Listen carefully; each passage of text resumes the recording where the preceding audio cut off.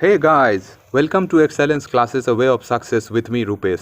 दोस्तों, जैसा कि आप लोग मेरा लेक्चर एंजॉय कर रहे होंगे वोकैब का, और इस वीक भी मैंने 2 लेक्चर कर दिया है अपलोड। तो आज से हम एक नया सीरीज चालू करने वाले हैं जिसमें कि हम पर लेक्चर में एक एक एडिटोरियल का डिस्कशन करेंगे। तो चलिए, आज का जो डिस्कशन है वो एडिटोरियल मैंने द हिंदू से पिकअप किया है, तो उसको डिस्कस करते हैं। देखिए, आज का जो पहला एडिटोरियल है वो है flu in full flight. Flu का मतलब होता है क्या? बुखार एक तरह से। तो फ्लू जो है वो अपना फुल फ्लाइट में है। फ्लाइट करने का मतलब होता है उड़ना, ऊपर। पढ़िए आगे। The avian flu must be stopped before sustained transmission among human. कहा जा रहा है कि एवियन फ्लू जो है, जो कि आजकल फैल रहा है एवियन फ्लू, वो उसको मस्ट स्टॉप होना चाहिए, ज़रूर उसको रोकना चाहिए। किससे? उसका सस्टेन्ड ह्यूमन ट्रांसमिशन से पहले। चलिए, अब इसका क्या मतलब है वो हम आर्टिकल में देखेंगे। तो शुरू करते हैं। कहता है कि just 3 months after India declared itself to be free of avian influenza outbreak, the highly pathogenic avian influenza subtypes H5N1 and H5N8 have been reported from a dozen of epicenters in 4 states: Rajasthan, Madhya Pradesh, Himachal and Kerala. कहने का मतलब है कि just before 3 months, मतलब just 3 months पहले क्या हुआ, India ने अपने खुद को डिक्लेयर किया क्या? Influenza free. और उसके जस्ट बाद जो है एक नया एवियन इन्फ्लुएंजा आ गया, जो कि उसका सब टाइप है। सब टाइप क्या है? वायरस का सब टाइप, जो कि है H5N1 और H5N8। उसका जो है रिपोर्टेड, और यहाँ पे एक शब्द है इपीसेंटर। इपीसेंटर का मतलब होता है जहाँ पे इसका मतलब ट्रांसमिशन चरम पे है। तो ये कहाँ कहाँ है? तो स्टेट है राजस्थान, मध्य प्रदेश, हिमाचल प्रदेश एंड केरला। तो इस सब जगह पे जस्ट बिफोर 3 months के बाद जब इंडिया डिक्लेयर किया खुद को क्या? Free of avian influenza outbreak, उसके जस्ट बाद क्या हुआ कि एक हाईली पैथोजेनिक एवियन इन्फ्लुएंजा जिसका सब टाइप है H5N1 और H5N8 have been reported from a dozen of epicentre. तो ये 4 एपिसेंटर है, राजस्थान, मध्य प्रदेश, हिमाचल और केरला से ये रिकॉर्ड हुआ है या रिपोर्टेड हुआ है। चलिए आगे देखते हैं। इन एडिशन, इसमें अगर ऐड करें थाउजेंड्स ऑफ पोल्ट्री तो जानते होंगे जहाँ पे रखा जाता है मुर्गी और बर्ड सबको। तो thousands of poultry bird have died in Haryana, while Jharkhand and Gujarat too have sounded an alarm. कहता है कि 1000 मतलब हजारों पोल्ट्री बर्ड जो है, जो कि पोल्ट्री में रहता है, वो हजारों कहाँ पे मरा है? हरियाणा में। और वाइल जबकि झारखंड एंड गुजरात टू, झारखंड और गुजरात में भी हैव साउंडेड एन अलार्म, वहाँ से भी एक सतर्कता बरतने के लिए एक अलार्मिंग साउंड आ रहा है कि वहाँ भी इसका केस रिपोर्ट हो रहा है। The cows in these 3 states is still unknown। कहता है कि जो जैसे ये मध्य प्रदेश हो गया, राजस्थान हो गया, हिमाचल हो गया, या फिर इधर गुजरात ले लीजिए, झारखंड ले लीजिए, खासकर यहाँ पे बोला जा रहा है the 3 states, Haryana, Jharkhand and Gujarat. ये तीनों स्टेट में जो उसका काउज है, किसका? आउटब्रेक का, वो अननोन है, मतलब उसका अभी तक पता नहीं लगाया गया है। चलिए आगे देखते हैं। आगे कहता है कि the two subtypes have targeted different birds. दोनों जो सब टाइप है, कौन सब? H5N1 और H5N8। ये जो दोनों सब टाइप है, ये टारगेट करता है डिफरेंट, अलग अलग बर्ड को। For example crow in Rajasthan में कौवों को ये टारगेट कर रहा है। एंड मध्य प्रदेश, राजस्थान और मध्य प्रदेश में ये कौवों को टारगेट कर रहा है। माइग्रेटरी बर्ड्स इन हिमाचल प्रदेश में किसको टारगेट किया जा रहा है? माइग्रेटरी बर्ड कहने का मतलब होता है कि ऐसा बर्ड जो कि दूसरे जगह से यहाँ पे आया है through flight. And poultry in Kerala, और केरला में क्या है कि पोल्ट्री में जो बर्ड को रखा जाता है उसमें इसका ट्रांसमिशन देखा गया है। किसका? सब टाइप जो है ये दोनों H5N1 और H5N8। चलिए आगे बढ़ते हैं। कहता है आगे कि while test have confirmed H5N1 for causing the deaths of over 2000 migratory birds in Himachal Pradesh, H5N8 have been identified for killing thousands of poultry in Kerala and hundreds of cows in Rajasthan and Madhya Pradesh। कहने का मतलब है कि यहाँ पे देखिए while test have been confirm, test से ये कन्फर्म हुआ कि H5N1 जो वायरस है वो क्या करता है, causing 2000 deaths of migratory bird in Himachal Pradesh. Himachal Pradesh में 2000 माइग्रेटरी बर्ड का क्या हुआ है, H1N5 से डेथ हो गया है। और H5N8 has been identified for killing thousands of poultry in Kerala. और केरला में किससे, H5N8 से केरला में हजारों पोल्ट्री बर्ड्स का इससे डेथ हुआ है। And hundreds of crow in Rajasthan and Madhya Pradesh. और इसी सब टाइप से किससे, H5N8 और H5N1 से किस में, राजस्थान में भी किसका हुआ है, हंड्रेड्स ऑफ क्राउ। राजस्थान में भी सैकड़ों, कहने का मतलब है सैकड़ों पक्षियों का मौत हो गया, डेथ हो गया है। In a bid to stop the spread, यहाँ पे बिट का मतलब है कि उसको रोकना, कोशिश एक तरह का, कि उसको स्प्रेड का मतलब होता है फैलाव, जो फैलता है, तो उसको फैलाव से रोकने के लिए क्या हुआ, as on Wednesday over 69,000 birds including ducks and chickens were culled in Alappuzha and Kottayam as per India's 2015 avian influenza plan. देखिए यहाँ पे है 2015 का एवियन इन्फ्लुएंजा प्लान, क्योंकि इन्फ्लुएंजा तो इससे पहले भी आ गया था। और जैसे कि पहले लाइन में हमने पढ़ा कि जस्ट 3 months आफ्टर, इससे 3 month पहले हम लोग इंडिया को इन्फ्लुएंजा फ्री घोषित कर दिए थे। तो इसका मतलब क्या है कि इससे पहले भी इन्फ्लुएंजा था, तो 15 में भी इन्फ्लुएंजा आया था, जिसको ध्यान में मद्देनजर रखते हुए 2015 में एक प्लान बनाया गया, नेशनल एवियन इन्फ्लुएंजा प्लान। और उसके आधार पर क्या करता है कि उसके आधार पे वेंसडे को कितना, 69,000 birds including ducks and chickens were culled. यहाँ पे कल्ड का मतलब क्या होता है कि किसी जो भी बर्ड इन्फेक्टेड है उसको अलग करके उसको मारा जाता है, उसको बूचर किया जाता है, उसको काट के दफना दिया जाता है, ताकि ये आगे ट्रांसमिशन नहीं फैला सके, इन्फेक्ट नहीं कर सके। तो क्या कहता है, in a bid to stop spread, मतलब उसके फैलाव को रोकने के लिए यहाँ पे क्या किया है, in a bid to as on Wednesday 69,000 birds including ducks, में जानते होंगे आप लोग बत्तख, एंड चिकन्स, मुर्गी को, वर कल्ड इन, ये दोनों जगह है वहाँ पे, इन दोनों को 2015 के नेशनल इन्फ्लुएंजा प्लान के आधार पे कल्ड किया गया या उसको बुचर किया गया, ताकि वो दूसरे को स्प्रेड होने से रोके।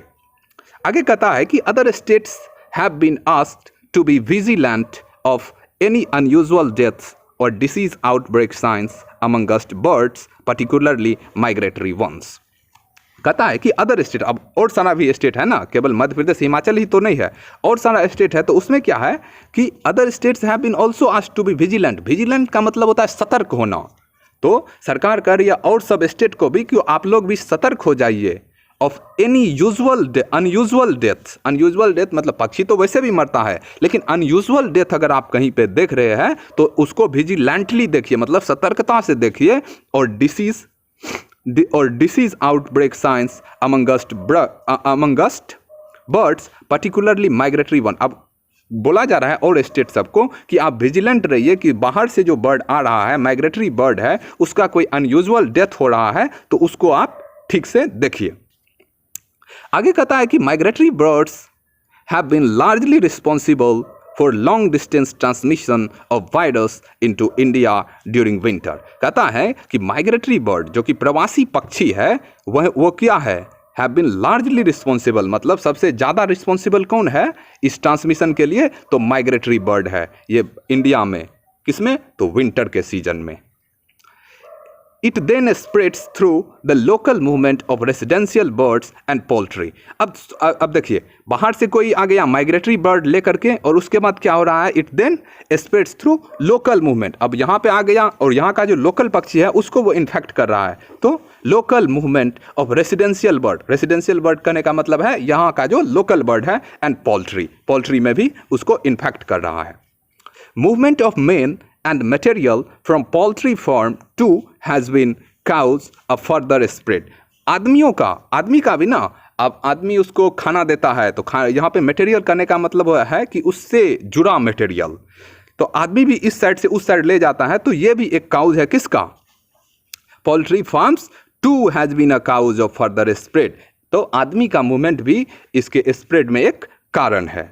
दिस इज वाई, और इसी कारण से स्टेट्स हैव बीन आस्क्ड, सभी स्टेट को कहा गया to strengthen biosecurity of poultry farm, और इसी को ध्यान में रखते हुए सभी स्टेट को ये कहा गया है, आस्क किया गया है कि आप स्ट्रेंथन कीजिए। किसको? स्ट्रेंथन का मतलब होता है मजबूत करना। किसको? बायोसिक्योरिटी को, बायोसिक्योरिटी को of poultry farm and disinfection and proper disposal of dead bird. जैसे अब प्रॉपर डिस्पोजल, जैसे जिस बर्ड को कल्ड किया गया है उस बर्ड को प्रॉपर डिस्पोजल होना चाहिए ताकि उससे और ज़्यादा स्प्रेड ना हो इसका। आगे देखते हैं। With backyard rearing of poultry birds common, the task of elimination will be particularly difficult. Rearing का यहाँ पे मतलब है पीछे का, अब पोल्ट्री के पीछे के हिस्से में अगर कोई मरता है तो उसको क्या कहते हैं, उसको उससे निकालना, तो ये सब पर्टिकुलरली डिफिकल्ट होता है उसको एलिमिनेट करने के लिए। अगला स्लाइड देखते हैं। अगला स्लाइड में कहा जाता है कि a recent European Food Safety Authority reports says 561 avian influenza detection were made between August to December in 2015 in European countries and the UK. यहाँ पे एक रिपोर्ट है किसका? Food safety authority. ये एक यूरोपियन रिपोर्ट है जिसमें कहा गया है कि 561 avian influenza detection were made. इतना डिटेक्शन को कहाँ मेड किया गया है? अगस्त से दिसंबर के बीच में यूरोपियन कंट्रीज और यूके में। यहाँ पे देखिए यूरोपियन कंट्रीज और द यूके अलग लिख रहा है क्योंकि अभी ब्रेग्जिट हो गया है और यूके यूरोपियन यूनियन से बाहर निकल गया है। तो यहाँ पे कहने का मतलब है कि ये जो रिसेंट रिपोर्ट है किसका? यूरोपियन फूड सेफ्टी अथॉरिटी का। ये रिपोर्ट कहता है कि अगस्त से लेकर के दिसंबर तक 15 यूरोपियन कंट्रीज और यूके में 561 इन्फ्लुएंजा का जो है एवियन इन्फ्लुएंजा का डिटेक्ट किया गया है। आगे देखिए। The virus was predominantly found in wild birds and few in poultry and captive birds. कहा जाता है कि ये वायरस जो है प्रीडोमिनेंटली मतलब हुआ मुख्य रूप से जो है कहाँ पे फाउंड हुआ है? Wild bird. वाइल्ड बर्ड करने का मतलब है जंगली पक्षी में। एंड अ फ्यू, और अ फ्यू यहाँ पे यूज है मतलब एक ठो कंसिडरेबल अमाउंट है इन poultry and captive birds. Captive birds करने का मतलब है जिस बर्ड को आप पालते हैं या जिसको एक कैप्टिव में रखते हैं, अपने पिंजरा में बाउंड में रखते हैं। आगे चलते हैं। H5N1 and H5N8 were 2 of 3 subtypes found in Europe. ये जो है H5N1 और H5N8 ये क्या है? 2 है। किस में से? 3 जो यूरोप में सब टाइप पाया गया है उसमें से 2 कौन सब है? H5N1 और H5N8।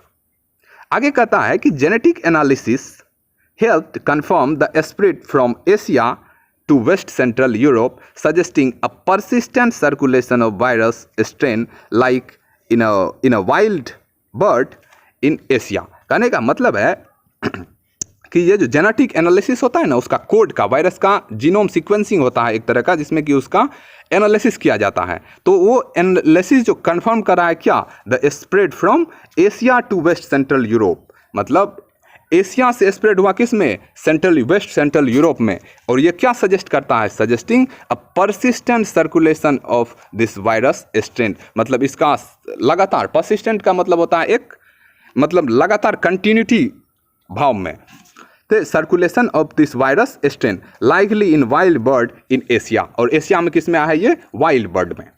आगे कहता है कि while avian influenza virus crossing the species barrier, मतलब एवियन इन्फ्लुएंजा वायरस जो है वो जब बैरियर मतलब होता है एक रोग, स्पीसीज बैरियर को क्रॉस करने का मतलब है कि उसमें म्यूटेशन हो गया। म्यूटेशन का मतलब होता है उत्परिवर्तन। आप लोग पढ़े होंगे साइंस में ह्यूगो डी ब्रीज का सिद्धांत, तो यह म्यूटेशन है।